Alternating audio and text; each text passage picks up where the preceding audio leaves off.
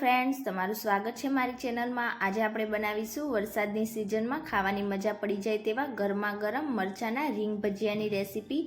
તો આ રીંગ ભજીયા આજે આપણે નવા સ્વાદમાં બનાવીશું। એકદમ ચટપટા અને ટેસ્ટી એવા લાગશે અને ચા સાથે કે ચટણી સાથે ખાશો તો બહુ જ ટેસ્ટી લાગશે। તો ચાલો બનાવીએ।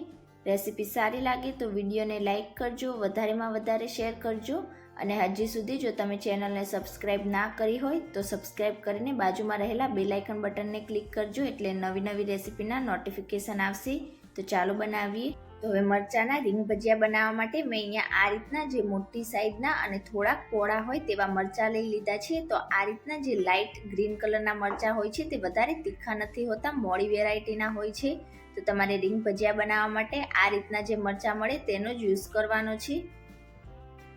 તો હવે સૌથી પહેલાં તો આપણે આ રીતે મરચું રાખીશું અને તેને વધારે જાડી પણ નહીં અને વધારે પડતી પાતળી પણ નહીં એ રીતની સ્લાઇસમાં કટ કરીશું।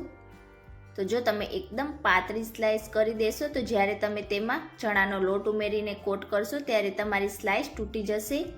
તો વધારે જાડી પણ નહીં અને વધારે પાતળી પણ નહીં, એ જ રીતે આપણે મરચાંની રીંગ કરીશું।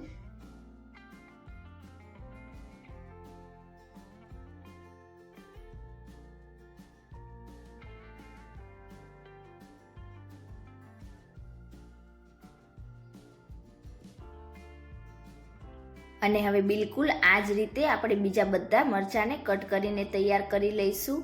તો અહીંયા મરચાં તમે તમારી પસંદ પ્રમાણે વધારે કે ઓછા લઈ શકો છો।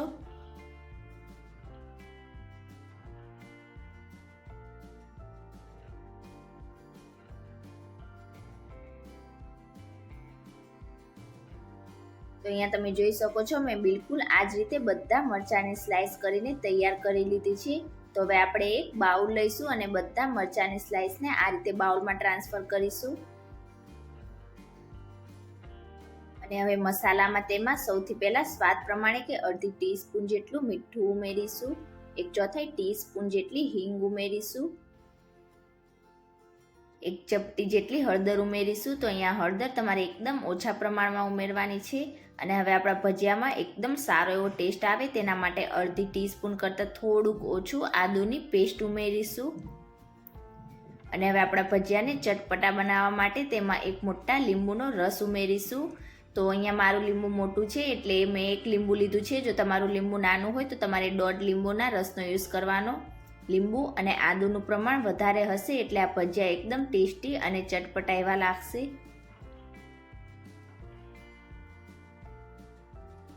હવે બધી સામગ્રીઓને આપણે હાથેથી જ એકદમ સારી રીતે મિક્સ કરીશું।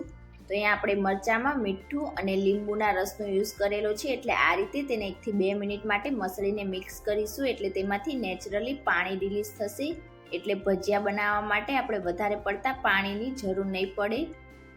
અને હવે આ રીતે મિક્સ થઈ જાય એટલે તેમાં 5 ટેબલ સ્પૂન જેટલો ચણાનો લોટ ઉમેરીશું।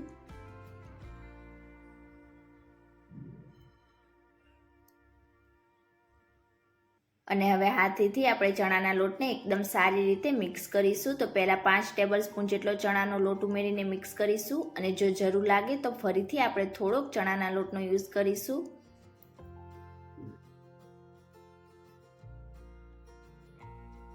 તો અહીંયા મને થોડાક લોટની જરૂર લાગે છે તો ફરીથી તેમાં આપણે 2 ટેબલ સ્પૂન જેટલો ચણાનો લોટ ઉમેરીશું। તો અહીંયા ટોટલી મેં 7 ટેબલ સ્પૂન જેટલો ચણાના લોટનો યુઝ કર્યો છે।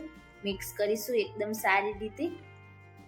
તો આ મરચાંના રીંગ ભજીયા આપણે થોડા ક્રિસ્પી એટલે કે કુરકુરા બનાવવાના છે। તો તમારે વધારે પડતા લોટનો યુઝ નથી કરવાનો। મરચાંની સ્લાઇસ સાથે આપણા લોટનું કોટિંગ એકદમ સારી રીતે થઈ જાય એટલા જ પ્રમાણમાં તમારે લોટનો યુઝ કરવાનો છે, એટલે ભજીયા આપણે એકદમ સરસ ક્રિસ્પી બનીને તૈયાર થશે। તો અહીંયા તમે જોઈ શકો છો મેં લોટને એકદમ સારી રીતે આ રીતે મિક્સ કરી લીધો છે। હવે આપણે ઉપરથી થોડુંક આ રીતે પાણી ઉમેરીશું। તો વધારે નહીં, તમને ફક્ત 1 થી 1.5 ટેબલ સ્પૂન જેટલા પાણીની જરૂર પડશે। તો આ રીતે આપણે થોડુંક ઉપરથી પાણી ઉમેરીશું એટલે ચણાના લોટનું કોટિંગ આપણા મરચાંની રીંગ સાથે એકદમ સરસ રીતે થઈ જશે। તો અહીંયા તમે જોઈ શકો છો આપણા લોટનું કોટિંગ એકદમ સરસ રીતે થઈ ગયું છે અને ફક્ત 1.5 ટેબલ સ્પૂન જેટલા જ પાણીનો યુઝ થયો છે। વધારે પાણી ના પડી જાય એ વાતનું તમારે ખાસ ધ્યાન રાખવાનું। તો હવે બધી સ્લાઇસને આપણે આ રીતે સેપરેટ કરતા જઈશું અને હવે તેને તળીશું। તો અહીંયા તળવા માટે મેં તેલને પહેલાંથી જ ગરમ કરવા માટે રાખી દીધું હતું। તેલ ગરમ થઈ જાય એટલે ગેસની આંચ મીડિયમ રાખીશું અને હવે આ રીતે મરચાની રીંગના ભજીયાને તેલમાં ઉમેરીશું. તો એકવારમાં કડાઈમાં જેટલા આવે એટલા ભજીયા આપણે આ રીતે સેપરેટ કરતા જઈશું અને ઉમેરતા જઈશું.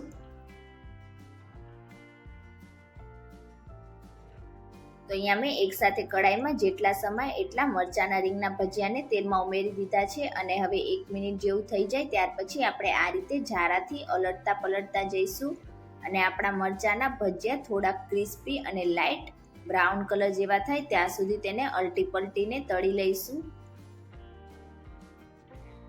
તો આ ભજીયાને આપણે ગેસની ફ્લેમ મીડિયમ રાખીને જ ફ્રાય કરીશું એટલે આપણા ભજીયા એકદમ સરસ કુરકુરા બનીને તૈયાર થશે.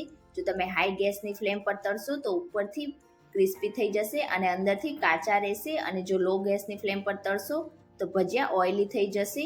તો મીડિયમ ગેસની ફ્લેમ પર આ રીતે અલટી પલટીને તેને તળી લઈશું. તો અહીંયા તમે જોઈ શકો છો આપણા ભજીયા ઉપર આ રીતે લાઇટ બ્રાઉન કલર આવી ગયો છે અને એકદમ સરસ એવા આપણા ભજીયા ક્રિસ્પી પણ થઈ ગયા છે. તો હવે તેને પ્લેટમાં નીકાળી લઈશું.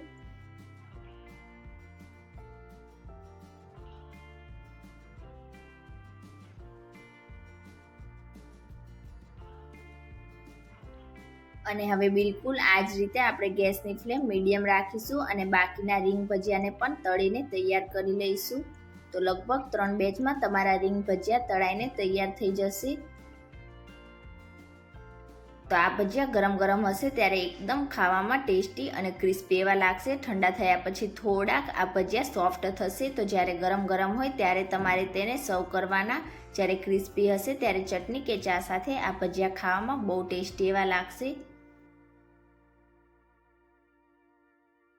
તો મેં આ રીતે બીજા ભજીયાને પણ એકવારમાં કડાઈમાં જેટલા સમાય એટલા ઉમેરી દીધા છે. તો એક સાઈડથી થોડાક ક્રિસ્પી જેવા થઈ જાય ત્યાર પછી તેને આ રીતે અલટી પલટીને આપણે ફ્રાય કરી લઈશું.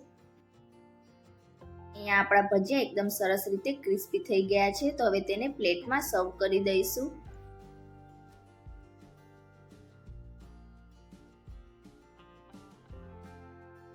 તો તમે ક્યારે આ રીતે ફક્ત 10 જ મિનિટમાં બનીને તૈયાર થઈ જાય તેવા મરચાના ક્રિસ્પી રીંગ ભજીયા ના બનાવ્યા હોય તો એકવાર આ રેસીપી જરૂરથી ટ્રાય કરજો. વરસાદની સિઝનમાં ગરમા ગરમ ખાવાની બહુ જ મજા આવશે.